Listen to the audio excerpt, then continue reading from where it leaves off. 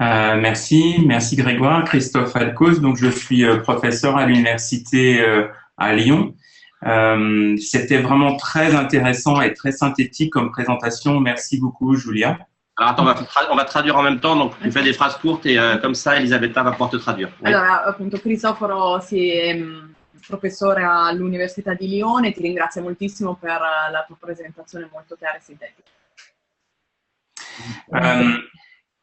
Je pense que ce qui est intéressant dans le cas, ce qui m'interroge, c'est que visiblement, on ne peut pas véritablement identifier un bourreau. Il semblerait que le bourreau, ce soit plus un collectif, une entreprise, ou est-ce qu'il y avait une personne qui incarnait le bourreau? Allora, la sua domanda è che la cosa che ha trovato particolarmente interessante è che nel caso che hai presentato di C, non si può ben identificare chi è veramente il carnefice, sembra più che ci sia un collettivo di carnefici all'interno dell'azienda, è così o no? Allora, nel caso di C, la costruzione del suo pensiero era vittimistica, era avvenuta dopo il ridimensionamento che era avvenuto all'interno dell'organizzazione. Ok, traduzione.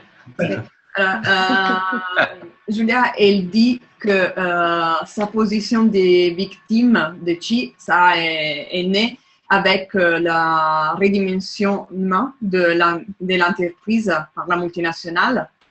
Oui. Quindi aveva cominciato a covare rabbia nei confronti di quelli che erano il caporeparto e anche la direzione a livelli gerarchici più alti. Et donc, il avait commencé comme ça, ressenti beaucoup de rage et de colère envers les chefs des repas et les supérieurs hiérarchiques. Les supérieurs hiérarchiques.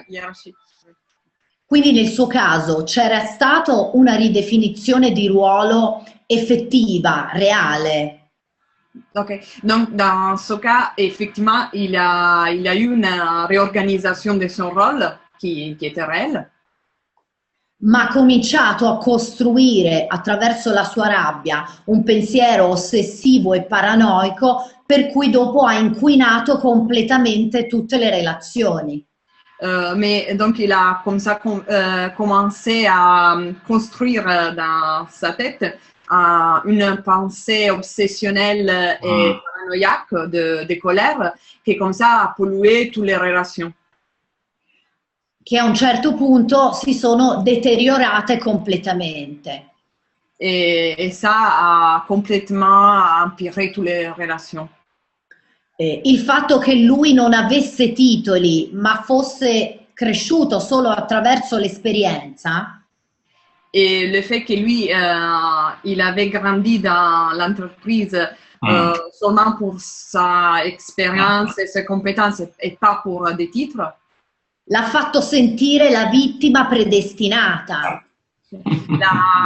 Il s'est senti vraiment comme la victime prédestinée, comme les boucs émissaires. E quindi il senso di ingiustizia si è costruito in maniera potente. Et ça a fait vraiment grandir l'essence d'injustice. Quindi c'è stato un dato reale che però non necessariamente poteva condurre a tutta questa catastrofe. Donc c'est vrai qu'il y a eu un événement réel, la réorganisation, mais que pas forcément il doit conduire à cette situation catastrophique. Ok, quindi è chiaro un po'. C'est clair? Merci, c'est très clair, merci.